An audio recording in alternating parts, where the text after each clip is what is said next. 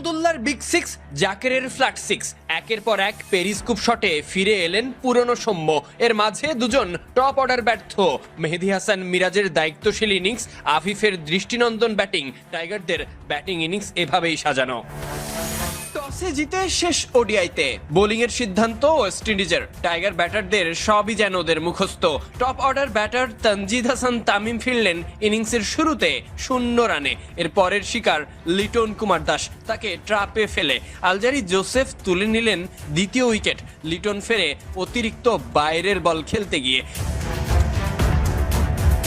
Bangladesh double digit স্পর্শ করার আগেই 2 উইকেট হারিয়েছে। উইকেটে আসা অধিনায়ক মিরাজ শুরুতে দায়িত্ব নিয়ে বাজে বলটা পানিশ করেছেন সৌম্যকে সঙ্গী করে। সৌম্য হাত খুললেন তার নিজের স্টাইলে, সহজাত পেরিস্কোপ শটে। পাওয়ার প্লে শেষ হওয়ার পরের বলে সরকারের কাট শটে বাংলাদেশ 50 পূর্ণ করে। এরপর সৌম্য বিগ সিক্সে বল হারিয়েছে। বাংলাদেশ 100 পূর্ণ করেছে 20তম ওভারে। মেহেদীর পর সৌম্য হাফ সেঞ্চুরি পূর্ণ করেছে।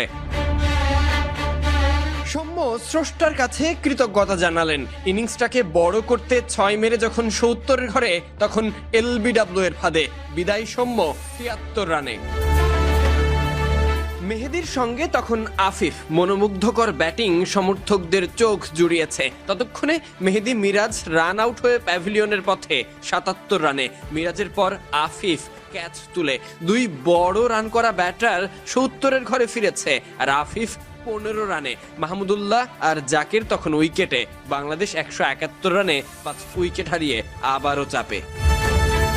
মাহমুদুল্লাহ জাকেরের হাতে তখন পাক্কা 20 ওভার আছে। ভাবনা স্কোরটাকে বড় করা। দুজনে উইকেটে সেট হয়ে বাউন্ডারি হাঁকাতে শুরু করলেন। ম্যাচে 92 মিটারের বিগ সিক্স মাহমুদুল্লাহ মারলেন।